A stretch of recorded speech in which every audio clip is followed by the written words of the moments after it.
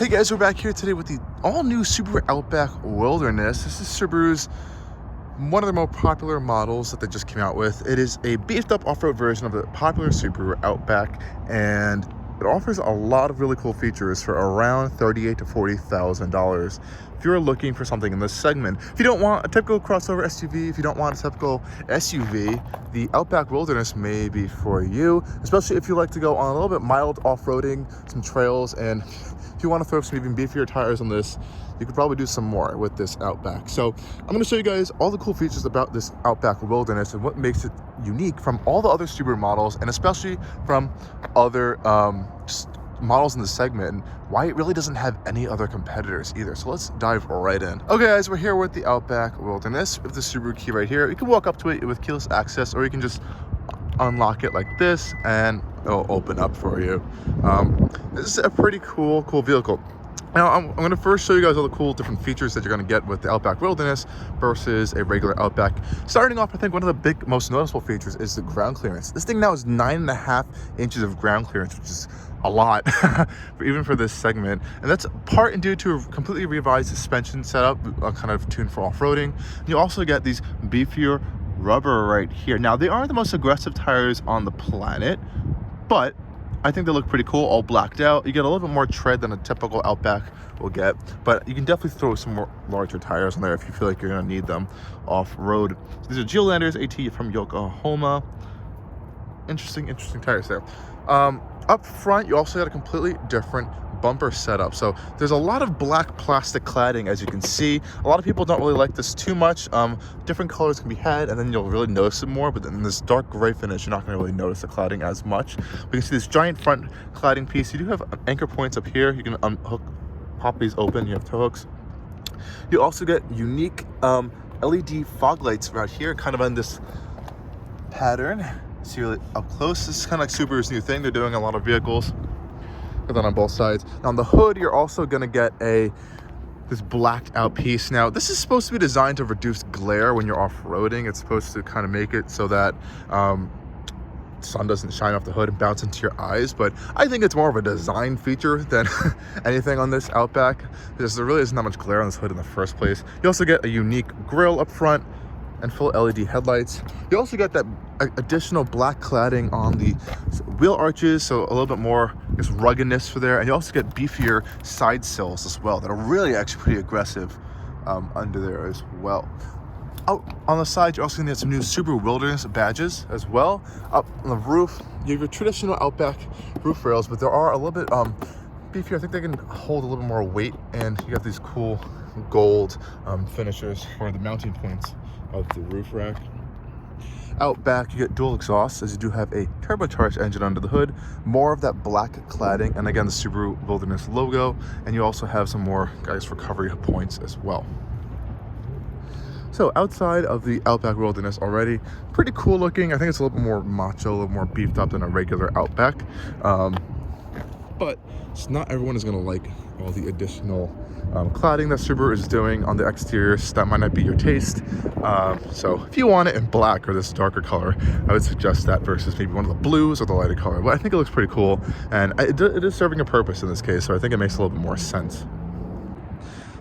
Now under the hood of the Outback Wilderness, we have the optional turbocharged engine, which is standard on the Outback Wilderness. 2.4 liter turbocharged engine from WRX, the Ascent, and it's making around 260 horsepower, I think 270 pound-feet of torque, paired to a high-strength CVT. So the CVT has been strengthened up, so that's pretty nice. Decent amount of power as well. And this interior also has been revised for the Outback Wilderness. You can see right out back on the side of the door panels, we have these really cool little wilderness little tags stitched right into the door panels, and there's a little bit more premium ruggedness type material. Subaru calls this material on their seats StarTex, and essentially it's kind of like this, it's not leather, but it is waterproof, and it's really like dust and mud and dirt resistant. It's designed to be washed off and cleaned easily, and you do get that gold stitching going through there.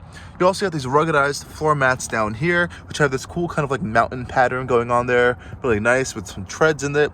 They do cover a little bit more of the carpet than normal, which is kind of cool. And again, big Subaru Wilderness logo in the center. You also get aluminum pedals down there.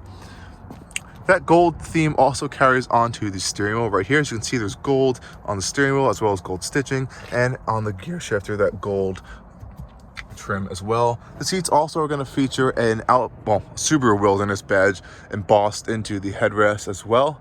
And this one actually does not have the sunroof and I think navigation package, so you don't get a sunroof. You also don't get navigation, which is interesting, but you do have Apple CarPlay and Android Auto if you want to plug those in. Let's take a look in the back seats and the trunk. Now, this is really going to be why you're looking at an Outback. There's a lot of space in these things. Again, those same materials featured in the back. Hopping in the Outback, you have a crazy amount of legroom back here. It is super spacious. This is my driving position as well, and I can genuinely just like stretch out back here, which is fantastic. You do have storage cubbies on both sides, air vents, and their seats are heated back here. You do have some power outlets. There are 2 USB ports. Really nice. Again, crazy amount of legroom down there. I really love that. I do wish there was a sunroof though. I think that's a big miss. These seats do recline as well. As you can see, again, the same StarTex material. This little lever will help the seats recline or kind of pop back up. And of course, they can fold flat down as well, which is really nice. You do have a folding center console. Let's just scroll around to that really quick. Center console here with some cup holders. Really nice. And this, of course, the seats themselves can fold down. So I think the storage back here is incredible. I really do like it. And again, you can check out the front end of the Outback Wilderness. Now, most Subaru Outbacks are going to look like this inside, save for all the gold trim. Now, let's go look at the trunk space really quickly, because that's another reason why you're going to be looking at a Subaru Outback, even versus a Forester, which you can also get a Wilderness version as well. Coming around to the rear, the Outback Wilderness has a power liftgate that can be operated in a variety of different ways. Of course, it is powered, like I said, opens up real nice and big. And back here, you get loads and loads of storage. I love the mat back here. It says Outback. It is rubberized, really nice and huge. You do have these levers to kind of fold your seats down, which is really nice. They're not power at all, manual folding seats, but I wouldn't expect that at this price point. You have these little storage cubbies on the side, which is some additional storage, and really nice under here, you got a full-size spare right under the cubby right here. So that's really nice. It's an off-road worthy vehicle, I guess. Cargo cover right here as well. And again, like I said, the seat can fold flat, which is really cool. Power, opening and closing. Trunk is fantastic. Press that button right there, close it up. You also close it from the front end as well. Let's go take a look up front so I can show you some of the tech and the stuff you're getting in this Outback Wilderness. Okay guys, like I said, hopping in the Outback Wilderness, it is keyless, so I could just press this button right here to lock and unlock the door, or I can just grab my hand behind it and it will unlock as well. As you can see right there. And you can hop right inside. Entering and exiting the Outback Wilderness is pretty easy. You have these nice, pretty wide sills actually, but it isn't the most difficult thing to get into at all. I would just watch out for this. You might catch something on this at some point. Nice solid thunk from the door when closing. And here you are. Now, if you're familiar with the Subaru lineup or any Subaru Outback, you'll be very familiar with this interior because it is now going to be in every single Subaru at this point. So what you see is kind of what you get here. I wish some things were a little bit different, but we'll get into that in a second. How to start up your Subaru Outback Wilderness. It is push to start, so put your foot on the brake, turn that on really easily, and it comes to life. So we have a little multi-function display in the center console, but the rest of the gauges are actually analog, and you do get kind of like a golden rim around them because, you know, Wilderness stuff right there. And we do have our center console right here. Now this is a full gigantic touch screen. Now personally, I'm not the biggest fan of the screen. It isn't the quickest thing on the planet, and as you can see, let me just go to apps. It's a little laggy sometimes, and sometimes touching it doesn't always work. You gotta press a little bit firmer, which I guess could be a good thing. But what I do hate is that all the climate controls are kind of like integrated into this little lower panel screen, so you have to open up these different menus to get to your fan speed, to your climate settings, if you want to change your heated seats, if you want to change the temperature. It's all an extra step. Now you do have these quick access buttons for temperature control really quickly, but anything else needs to go in these little area over here. You do have heated side mirrors as well, which is really nice, and there are hard buttons for volume control right here, as you can see, which is nice, and your tune and mute buttons as well. And now up here, now Subaru kind of like does this in three main parts. You have your top panel up here, your main infotainment here, and then your climate controls, and they're always like this. So you always have this up screen, you always have this bottom screen as well. Quick access to vehicle controls. This is a little button right here, so you can control the vehicle dynamics control. And because this is the Wilderness model, you have additional X mode settings. Now this will essentially kind of like give you additional traction, and will just kind of tune the all-wheel drive system to kind of work better in different conditions, such as deep snow and mud, normal all-day driving, and snow and dirt modes. And like I said, you can access those right in this menu that will always be up there. This menu up here will also be able to be scrolled through. Look, now you can see weather, your oil temperature, which is really nice, water temperature, average speed, and you have some other information out there you can scroll through. I kind of like to have that. You also have quick access to driving assistance functions right here and other settings. But if you want more detailed settings, you can go into the actual settings menu and dig through the menus and menus and menus of stuff in there. There are a lot. A nice big button for your auto stop start, which unfortunately always turns on even when you turn off the vehicle. And that's pretty much the infotainment system. I'm not going to dive too deep into that. So lower than that, we do have a wireless charger right here, and you get two USB ports with an aux jack and your electronic parking brake right there. And here's your controller for your CVT gearbox. Now again, this is a high torque CVT gearbox for the turbo motor, and it's also kind of strengthened to handle different loads when off-roading. And most of the time, it actually acts kind of like a simulated 8-speed gearbox, not necessarily.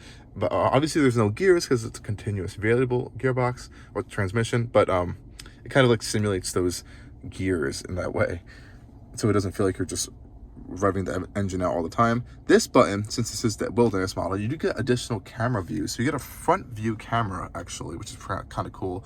Unfortunately, the resolution is horrible. As you can see, it's really not clear at all. Really blurry, so it's really unfortunate, but that is a view of the front of the vehicle, which is kind of cool. I guess that could be helpful off-roading. And of course, you do get reversing cameras as well, which also are terrible. Really disappointed in Subaru for this one. These are really low quality cameras, and this is a $40,000 vehicle now, so that's annoying. You do get trajectory though, which is nice. Popping into park.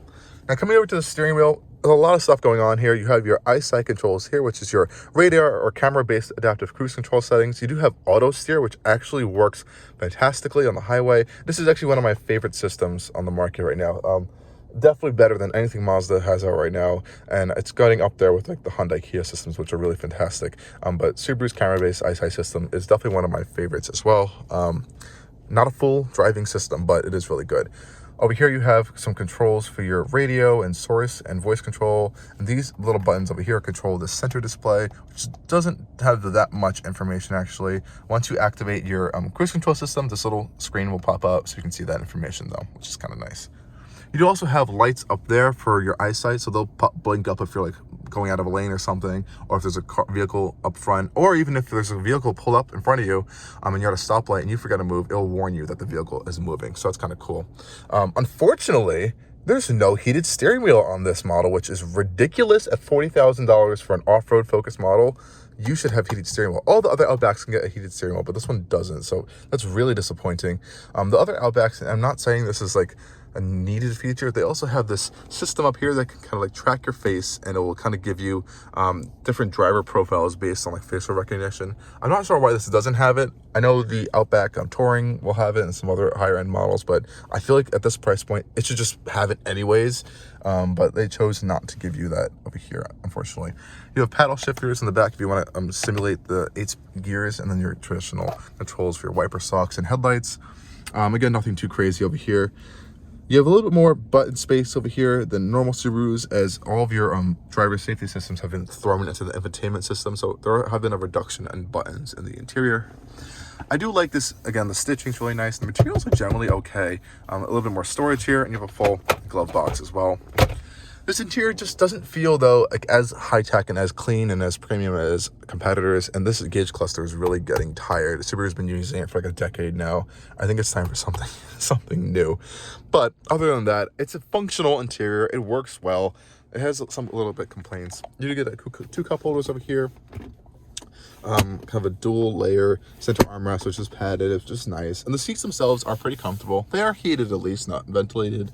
The only problem is this material gets kind of hot sometimes, as it's not perforated or anything. So even with the heated seats on, it gets a little bit like, you'll start sweating a little bit sometimes, because it's like very, it's water resistant. So you can kind of guess why you would sweat with that. But adjustments are pretty nice. You can adjust your seats, power seats lower down here, and this one, driver's seat, at least has lumbar control, which is pretty nice. Other than that, it's a fine interior, nothing outstanding and nothing like super disappointing. But let's take this Outback Wilderness on a drive so I can kind of give you guys a short little experience of how it feels on the road, especially with the turbocharged engine under the hood. Okay guys, we're inside the Outback Wilderness here. Starting it up, super simple, comes to life. Awesome. So like I said, under the hood here we have a 2.4 liter turbocharged boxer 4-cylinder engine. So it's horizontally opposed cylinders, if you don't know what that means exactly. Not sure why traction control is off. Interesting. But nonetheless, it produces a decent amount of power. Like I said, we have a continuously variable transmission here, higher torque for the extra power, around 260-ish horsepower to it, around 270 pound-feet of torque, around that area. I'll throw the exact numbers right there. Yeah, it's pretty nice of a powertrain, actually, really refined and smooth. And I do find like how Subaru gives you a hot and cold temperature gauge, because a lot of their vehicles don't have that, and it's really annoying not knowing the temperature of your vehicle. I just feel like that's something I like to know. Driving around town, the Outback Wilderness is actually really comfortable. I'm not sure if it's the extra suspension travel or the like off-road tune suspension or even these kind of off-roady rubber, but it's really comfortable and smooth in here, and all the bumps in the road actually get soaked up really easily because I think of this setup. Nonetheless, it is a pretty decent vehicle to drive around daily, though you might take a little bit of a hit in fuel economy with the higher ground clearance and these more off-road focused rubber. I think right now we're averaging around 23 miles to the gallon. I believe the EPA rating is a little bit higher than that, around like 26, I think, combined, which isn't the greatest thing on the planet, but if you want a little bit more, you can go for different Outback trims. It does have auto stop start as well, but that didn't activate right there. And this generation of the Subaru Outback is generally really quiet on the interior as well, which is really nice. It is like one of the more refined Subarus you're gonna get right now, and of course you can have this in a more luxurious package if you go for the Touring XT, which just means turbo, the XT part. And it's a really nice interior. You get Napa leather, and it's ventilated seats as well, so you do get a little bit more luxury features, and of course the heated steering wheel that this one is missing out on. But let's talk about the driving experience in just a second. There's the auto stop start function, and like I said, if you need the power, it's there. And you can see the CVT is simulating real gear shifts right there, which is really interesting, especially when you kind of like put the pedal down a little bit more. It'll kind of do that more often, those simulated shifts, which is really interesting. It feels pretty natural, and you at that point you don't really realize you're driving a CVT, so there is that. And a lot of people are worried about reliability. We have a Subaru actually that's like 150,000 miles, and we've never had an issue. So I know some people will have some problems. I've heard of some issues happening, but generally they're pretty reliable. So I wouldn't worry about that.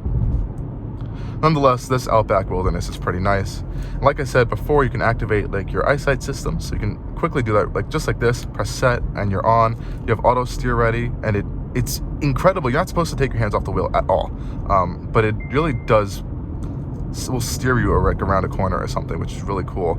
I haven't seen many other vehicles do that. I know Mazda's, for example, will only do that under like 40 miles an hour, I believe. This can do it on the highway, which is impressive. It uses 2 cameras up there to activate that system. So when you're like driving off to a trail or driving to like a campsite or something, you can have a nice, comfortable driving experience on the highway. But you're really not supposed to be using that on public roads, even though it can be used. Again, like I said, the ride is really comfortable actually in the Outback Wilderness, and that little bit extra ground clearance does give you a really nice commanding feel of the road. Now, some people will kind of like shame on this car, like, oh, it's a wagon, but I don't really see this as being a wagon. I kind of see it as being a crossover at this point. The Outback is kind of just morphed into like this crossover vehicle that it's been so recognized and it's so popular that Mazda is now kind of like tackling them with their new CX-50, which looks more like an SUV but is kind of like a direct competitor to this. And they have just introduced a new off-road version called the Meridian package, and it's nowhere near as off-road focused, I think, as the Outback Wilderness is, but you are going to get similar features that I think copied directly from this, such as that like kind of like matte finish on the hood, the additional body cladding on the exterior, as well as I guess an off-road mode as well. But this goes a little bit deeper. You get better approach and departure angles, as well as a better breakover angle on the Outback Wilderness. I believe those are all in the 20-degree ranges. I'm going to put those exact numbers right there for you guys. So that's pretty nice. So you do get that benefit. But unfortunately, there is still a pretty big front overhang in the Outback Wilderness, so you're not going to get the best approach angle on the planet. And like I said, driving around town like this, it's just pretty quiet, really smooth, and no complaints really at all. Steering in all Subarus these days is pretty numb in that sense. You don't really know what's going on exactly with the roads. It's very direct, it's direct but numb and very light. It's gotten lighter and lighter over the years, actually. So it's getting towards, like, I would say if you've driven in Volvo or you've seen my Volvo videos, it's more akin to that versus anything else. But you're not buying this car to be a dynamic sporty vehicle, so I can't really complain there on that point. Otherwise, it's very comfortable. If you did see, we're just crossed over this lane a little bit. I'm not supposed to do this, but we'll see what happens. It'll beep at you, and those two little yellow lights right in the dash will kind of pop up there to let you know that you've departed a lane. Now, I believe this has lane keep assist when you have like the auto steer function turned on, and it will kind of like bump you into the lanes versus just warn you that you exited a lane. And of course, it has blind spot monitoring, rear cross traffic alert, rear front automatic emergency braking. I believe it has rear emergency braking as well. So you have a really big safety suite of technology in this vehicle. If you do really care about that, it is offered here. Using this touchscreen while driving is a little annoying. I would put on Apple CarPlay to show you that, but I'm using my phone right now to film. But you can just throw that on and kind of not have to worry about fiddling through this touchscreen, which honestly I find a little bit annoying. Even on bumpier pavement over here, handles it really, really well. Body control is pretty nice. Fortunately, there's no any like off-road trails over here to take it on, but for what it is, I think it drives pretty nice.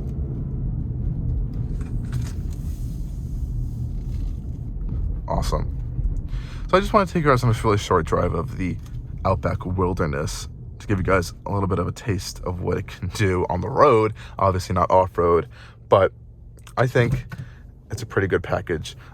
Again, there are some things that I wish this thing offered that it doesn't, that you can get in other Outback models, such as the heated steering wheel, which I think should be a necessity in this thing, honestly, as well as a moonroof, which is an additional package, which should honestly just be standard. But I think it looks pretty nice. We'll just turn the lights on so I can show you guys what that looks like. I think they look pretty cool as well up front. So yeah, it's a cool looking vehicle. If you want an Outback, you want the practicality of the Outback, and you want that little bit of dash of all-wheel drive off-roadiness without going to something more expensive or more off-road dedicated, here it is. And almost forgot to point out, you do get skid plates underneath as well, so there is that additional feature. Thank you guys for watching. Stay tuned for a lot more videos coming soon from Allcarnews.